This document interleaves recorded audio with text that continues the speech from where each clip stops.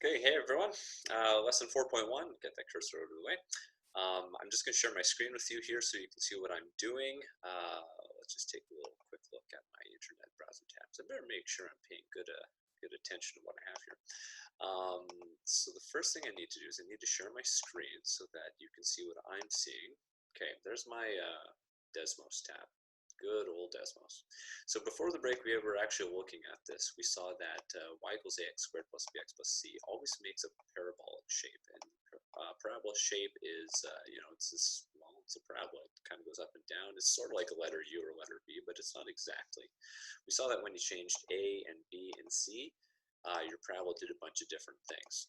Those things were sort of predictable in a sense, but this form does not give us a really great idea of what this parabola shape looks like, and especially some key points. This point right down there is a very important one, and we're going to learn about that in some other forms.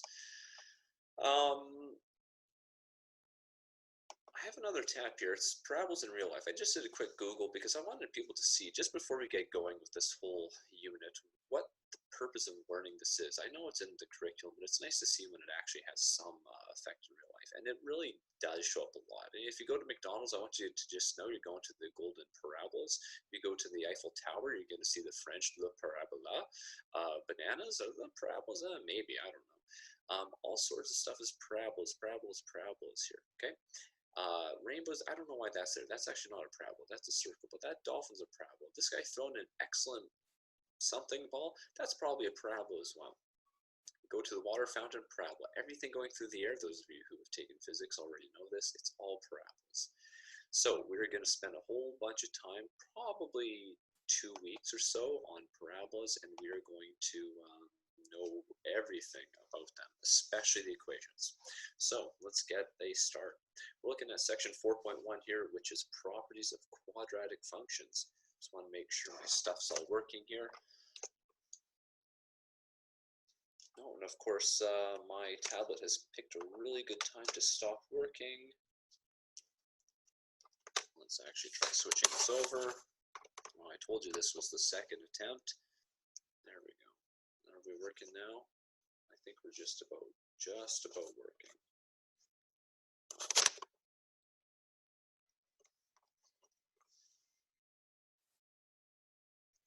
Okay, all right, we finally made it. Third USB slot's the charm.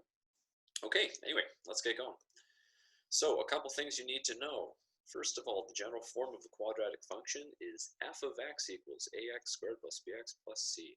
We use f of x when we're talking about functions. Most of the time we're going to write y equals and then all that stuff, but that's just function notation. Hopefully you remember that a little bit from grade 10.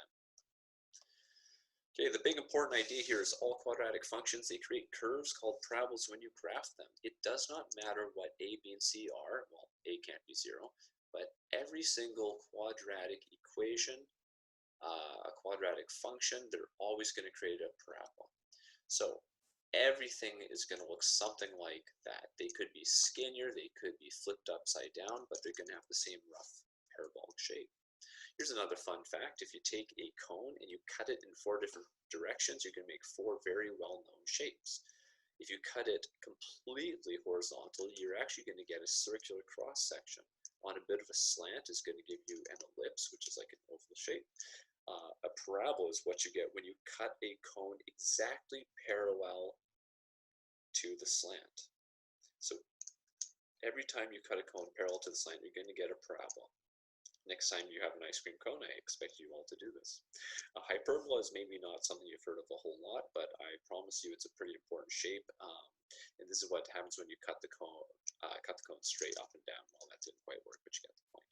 A vertical cut like that will give you a hyperbola. We're not going to talk about those at all in this course, and you won't hear much about them, but they are another shape. Okay, moving on. Features of parabolas. So, parabolas can open up or down. It's very simple. If the leading coefficient a is positive, it opens up. An upward opening parabola might look something like that on a graph.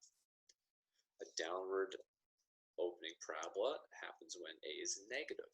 So this is the leading coefficient. It doesn't matter what the other coefficients are. If you have y equals 2x squared plus who cares, it's opening up. If you have y equals negative 2x squared plus who cares, it's opening down. The vertex is the maximum or minimum point on a parabola. So all parabolas have a high or low point. The vertex in this guy here would be right there. The vertex for this guy would be right there. In this case, it would be a minimum because it's the lowest point. And in this case, it would be a maximum because it's the highest point. The axis of symmetry is a vertical line that passes through the vertex. Axis of symmetry is going to be way too long to write, so I'm just going to abbreviate this AOS. And what it is it's very simple. If you have a parabola like this, a vertical line that cuts exactly through the vertex, that is your axis of symmetry. And it's called that because the parabola, if you actually draw it properly, is symmetric on both sides. One really important feature of the axis of symmetry is it's exactly halfway between any 2 points that share the same y value. So if we pick 2 points on a line, or on a parabola rather, if they share the same y value, they're at the same height, the distance here and the distance here will be the same. We'll call it like x and x, they'll be the same distance, okay? So it's exactly halfway between any 2 points. Usually we'll pick 2 points that are well known, like sometimes x-intercepts. Okay, that sound you're going to hear once in a while is a loose USB, and that's how I'm writing with my tablet, and I just bumped it, so I apologize. The domain, this is the easiest thing to do in this entire unit. If we are trying to figure out the domain, then it's very simple. All we have to do is say its x is all real numbers. The range is going to be a little bit trickier. We can put any value of x into the equation, y equals x squared plus blah, blah, blah, and we're always going to get a value of y. So the domain's easy. The range is a little trickier. So it's starting at the vertex, and it's going all the way up to positive or negative infinity, depending on the orientation. So what I mean by that is, let's say you have a parabola here. Here's the vertex. The range in this case is all the values of y going all the way up to positive infinity. There's no limit how big the parabola can get, so the range always goes to infinity. Okay, if the range, let me just get that out of the way. If the parabola opens up, then the range is going to be y is greater than or equal to the vertex. And if the parabola opens down, then the range will be y is less than or equal to whatever the vertex is. The hard part about the range is figuring out where the vertex is in both these cases can sometimes be a bit of a challenge. So we're going to get to easy ways to do that. Okay, here's the first example. So before I go through, you might want to take a second, see if you can do this yourself. If you're not sure, of course, just play the video and see what's going on.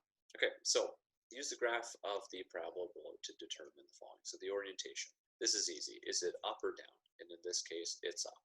It's up because these arrows are pointing up. Nothing complicated about that. Where's the vertex? In this case, we can actually see the vertex is this point right there. The vertex is a minimum, and it's located at the point 1, negative 4. So we would say 1, negative 4 is where the vertex is. The axis of symmetry, just by using our definitions here, the axis of symmetry is a vertical line that passes through the vertex. The AOS is located at. Now, the equation of a vertical line, everyone is tempted to say y is equal to 1, but that's not the case. It's x is equal to 1. Y can vary. Y can be whatever value you want it to be, but x is always equal to 1. So we're going to write that. Domain, x is all real numbers because you can put any value of x in. That's not going to be a problem. That's easy. The range, we can see here that the parabola goes down to negative 4 and it goes all the way up to positive infinity. So we'll say the range is y is everything greater than or equal to negative 4. Ta-da, that's it. Okay, intercepts. Intercepts are pretty easy for the most part. You can solve for the y-intercepts by setting x is equal to 0, and similarly, you can solve for the x-intercepts by setting y is equal to 0. This will usually make you solve a quadratic equation. So let's do a little example here. If I want to find the, didn't mean to do that. If I want to find the intercepts of this equation, if I want the y-intercept, this is actually really easy. We set x is equal to 0. So we're going to have y equals 0 squared plus 3 times 0 minus 4. This and this disappear. Y is equal to negative 4. If you're sitting there going, well, couldn't I have just looked at this? You're absolutely right. Simple. So this is what we would call C in our general form of the equation, and that's our y-intercept. If we want our x-intercept, we're going to have to set y is equal to 0. So what we do in this case is we go 0 equals x squared plus 3x minus 4. And we have to solve this quadratic equation. That doesn't mean you have to use the quadratic formula. You can factor or complete the square, but we have to solve this somehow. Now I can tell just by looking at this that this is factorable because two numbers multiply to negative 4 and add to positive 3. My two numbers are 4 and negative 1, so what this tells me is x is equal to negative 4 and x is equal to 1 would be my two x-intercepts. Another name which comes up quite a bit is because the y value of the parabola is 0, x-intercepts also get to be called zeros of the function. And guess what? All these words mean the exact same thing. Zeros, solutions, x-intercepts, roots, answers, they're all the same thing. I don't know why there are so many choices for what word you pick, but they all exist, and just be aware of it. Okay, first differences. This is one of the most important things that I think you can learn about, that I think a lot of people haven't even heard about these, but they're really, really useful. So let's just look at what a first difference is. When the value of x is increased by 1, the difference between consecutive y values are called first differences.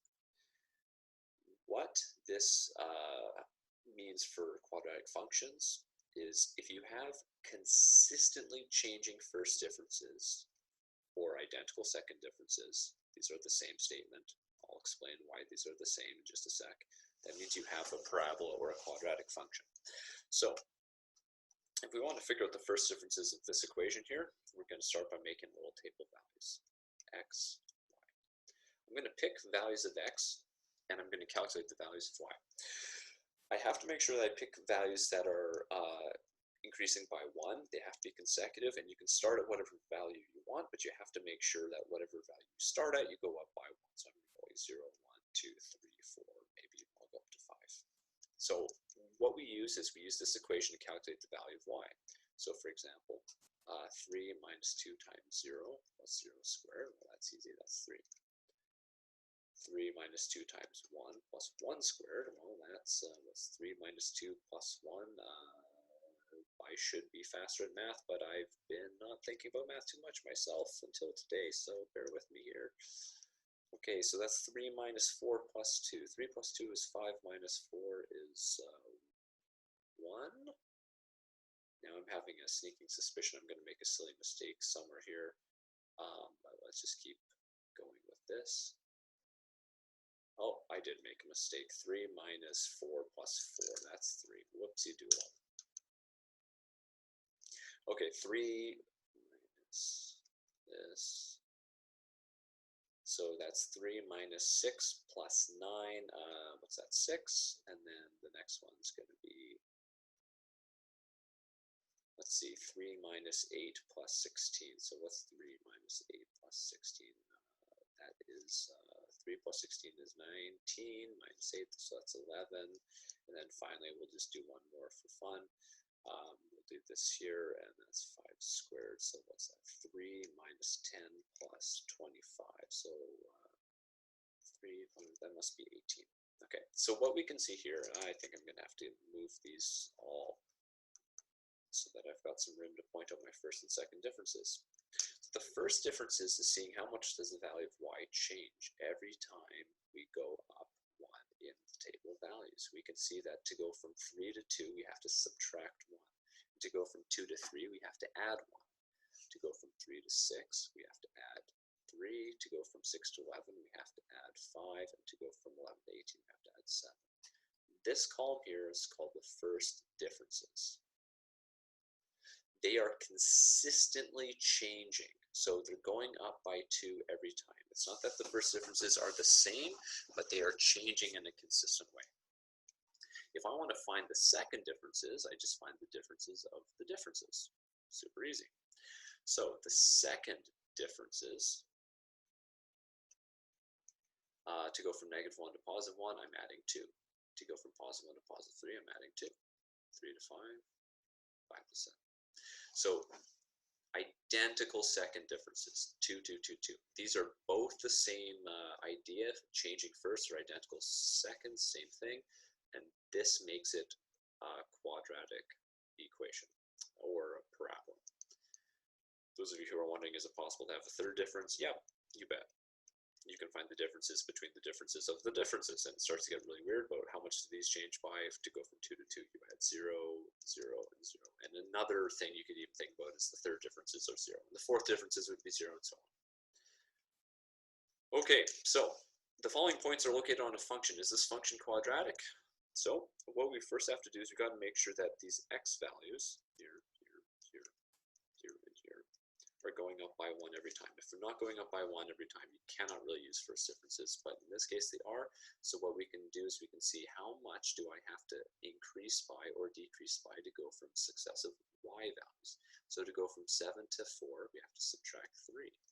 To go from 4 to 4, I add nothing. To go from 4 to 7, I have to add 3, and to go from 7 to 13, I actually have to add 6. What I can see is my first differences are consistently changing. And sometimes, so these are the first differences,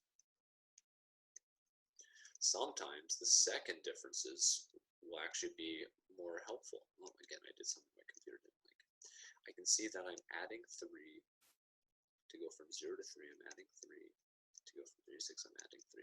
Okay, so again, quadratic, because we have first differences that are consistently changing and second differences are the same value. So this is, in fact, quadratic since second differences are identical. Okay. Here's one more example. A graph is described by y equals blah, blah, blah. You guys can read. So what we would do here, and whoops, okay, so I have one more example. I thought maybe a graph would come up, but I think I have screwed something up. So I'm just going to sketch this a little back here. Make a table of values and plot the graph. So let's actually do this. So x and y. I'm not going to start with 0. I'm going to put 0 in the middle here because I think I want to have some room for negatives and positives. I want to make sure my x values go up consecutively so that I can use the first differences. So I don't want to start at 0 and then go to 5 and then -2 and weird stuff like that. Also, it's just bad form. You should just do things in order. So what is the value of y here? I'm going to do a quick calculation using my equation here. So this will be 2 times 0 squared minus 4 times 0 minus 16. Okay, well that's just 16, -16. When I put in 1, well, it's 2 times 1 squared minus 4 times 1. Okay, I'm going to simplify this a little bit. So that's 2 minus 4 minus 16. So that's, let's see, -4, -16, -20. Okay, so that's going to be -18. Okay, let's get rid of that thing here. Now, I actually did all this before. Like I said, I screwed up my first recording, so I know what these numbers are going to be, so I might cheat a little bit and use them. When I do this, I actually remember that this is 2 times 4, which is 8. That's -8, that's -16. And if you work through here, you're actually going to get this is -10. This one's -10. And just because this one's kind of neat and interesting, I might work this one out here. If you do this, you will wind up having 2 times 4 squared, which is 32, -16 minus 16. This actually is 0.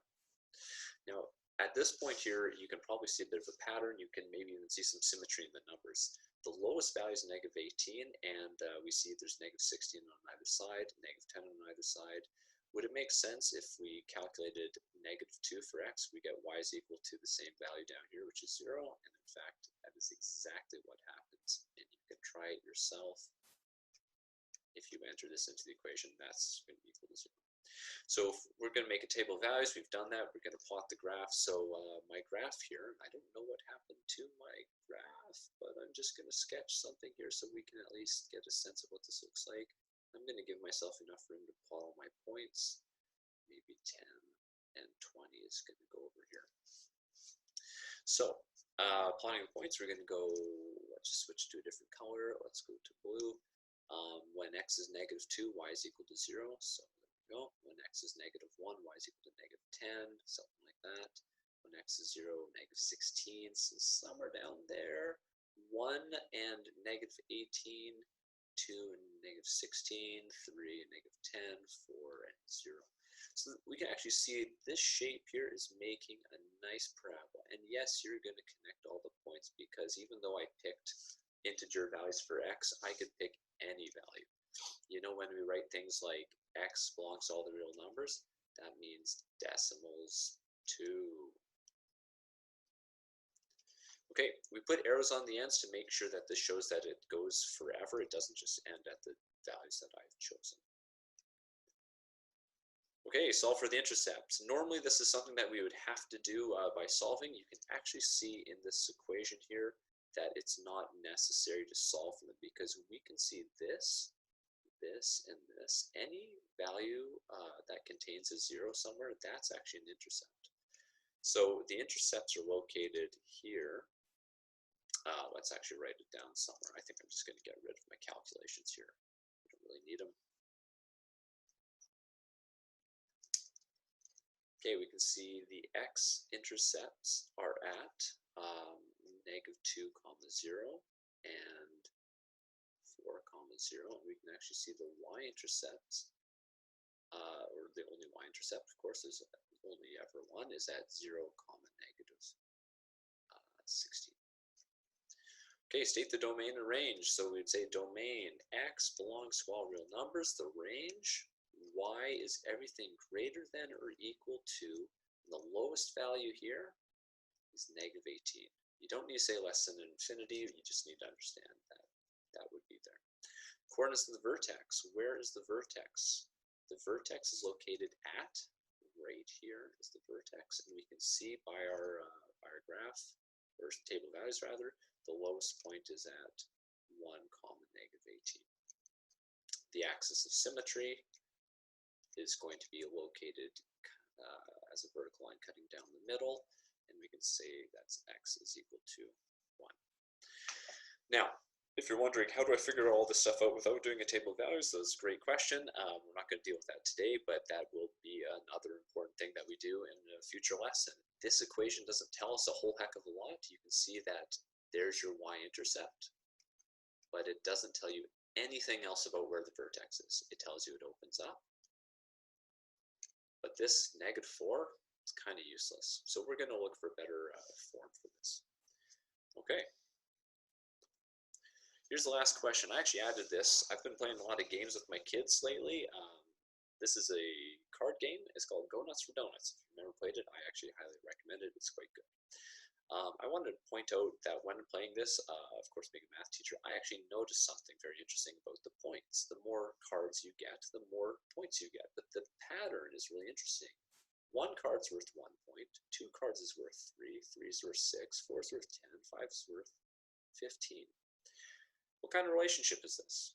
So first of all, you can notice there is a bit of a pattern. You might even be able to guess how much 6 cards would be worth. You can't actually do it in the game, but if you could in theory, how much would it be worth? And it would be 21, because what we're doing is we're adding 2, then we're adding 3, and 4, and 5, and so on. How we would do this in a very rigorous mathematical way is we would say something like x equals the number of cards, and then y equals the number of points. Y has to be the number of points because that's the dependent variable, whereas the number of cards would be the independent variable. So if you had 1 card, 2, 3, 4, 5, you can see that the number of points you get would be 1 for 1 card, it would be 3 for 2 cards, 6, 10, and 15. So what we can see here by looking at the first differences is we can see that the points you get, the change in the points you get, I should say, is constantly going up.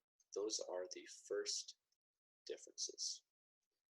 And if you wanted to look for the second differences, you can see 1, 1, 1. So what this tells me is that the scoring system for this game, therefore the points, the scoring system, are quadratic. And if you actually made a graph of how many points you would get for the donut holes, it would look something like this, where 0 cards is worth 0, but 1 is worth 1, 2 is worth 3, and so on. And it grows parabolically, which is a good thing if you're trying to get lots of points. One more small thing I just want to point out. We're actually done with the lesson here, so I'll assign some questions in a sec, but I just want to point out one more thing. I googled this, triangular numbers. Now it's showing up really weird, so you might actually have to see it this way. If you actually look at stacking up dots, I mean, I'm picturing like a log situation here where you're stacking up logs of wood. You can actually see that this is an interesting pattern. This is exactly how the point system worked for donuts. So what's very curious about this is a quadratic relationship, and they're triangular numbers. If you've never heard of triangular numbers before, hey, there you go, you've learned something. Anyway, that's the end of the lesson. Thanks for listening. If you actually listen to the whole thing, good for you. Okay, goodbye.